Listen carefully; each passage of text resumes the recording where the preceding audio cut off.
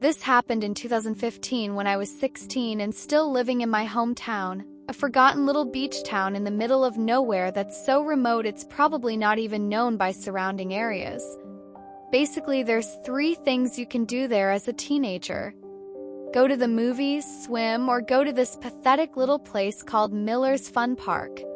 It's relatively similar to a lot of fun park type things, only a whole lot worse. There's a crappy arcade with broken skee-ball machines, batting cages that probably haven't been used since the early 80s, a pathetic mini golf course, and the most dangerous go-karts you've probably ever seen in your life. Seriously. Miller's Fun Park is on the edge of a field. On the opposite side of the field, about 3 miles down, is the beach, and across the single street are woods. Far town is in the middle of nowhere. Miller's is practically on the moon. Anyway, getting into the story. My cousin Emma and I decided one summer night that we wanted to go go-karting. It was around 10 p.m., so we knew it'd be almost deserted, but that was the way we liked it. I picked her up from her house and we made the long drive down. Once we had arrived and parked in the nearly empty lot, we hopped out of the car and paid for some go-karting tickets. The same people had worked there forever, I swear to God. There was no one there except for a few boys in the arcade, and a guy who looked to be in his 60s sitting on a bench near the batting cages. Emma and I paid him no mind and went to the go-kart track. Like I said, these karts were incredibly dangerous, so I was focused on nothing but making sure I wasn't going to skid and flip as we raced way too fast around the windy track. This is why I didn't notice the guy walking over to the fence, and why I didn't notice him watching us until we pulled into the lanes after our last lap. He was standing on the other side of the fence, right where I parked. He stared at me with the most unsettling expression, a creepy smile playing on his cracked lips as his dark eyes gleamed. I managed an uneasy smile back, handed another ticket to the guy running the go-karts, who was obviously higher than a kite, and Emma and I went off again. This time I couldn't focus. The dude gave me the worst type of feeling. My eyes were constantly finding their way to the metal fence where he stood, unmoving and watching us every time we were in his view. And the thing that was bothering me the most was we had only bought 3 tickets, we were on our second to last run, and he was standing directly next to the exit gate. I was just praying he'd move before we were done. But of course, no such luck. Our last go came and went, and I had no choice but to pull in next to him, unbuckle my seatbelt, and get out of my go-kart. I glanced over at Emma a few feet away as I opened the exit gate to see if she was as scared as I was, but she didn't seem to notice as she bounced over and bragged about she had beat me the last 2 times. I was barely listening. I opened the gate and the guy stepped in front of me just as I was leaving. "Hey there," he said. His voice was dry and he smelled of cigarettes. "What are you cute girls doing all alone here?" My eyes darted over to Emma, who was looking at the dude with both confusion and annoyance. What?" she said, pushing past the gate so she stood beside me. "It's so late." His tone was as hungry as his eyes, and he reminded me of a snake. "Do your parents know you're out?" "Yes," I answered quickly. "They're waiting for us, actually. We need to get going." This was a lie and probably sounded like it from my tone, but I tried to push past him anyway. It didn't work. He grabbed my shoulder to keep me in front of him. "Nonsense. I saw you girls pull up alone." My heart dropped to my stomach. He had? "Are you heading out?" "Why don't I walk you to your car?" He starts inching towards me, and I look to Emma for help. With one swift movement, she pulled me halfway behind her and started sizing the guy up. This was pretty dumb as we're both small, and though she's a few inches taller than me, neither of us are anywhere near his size. This guy clears 6 feet 2 inches easy, but she doesn't seem to care.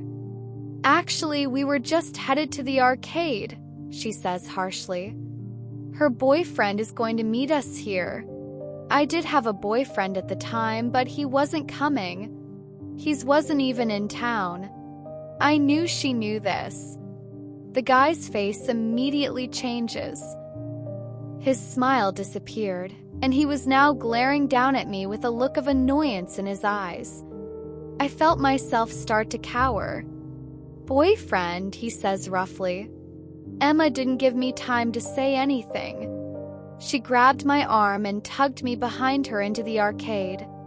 The boys from before had already left, and the usual girl who worked in there was nowhere to be found. Still, it felt safer than outside.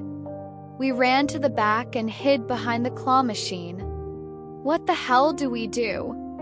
I left my phone in my car. I whisper shouted.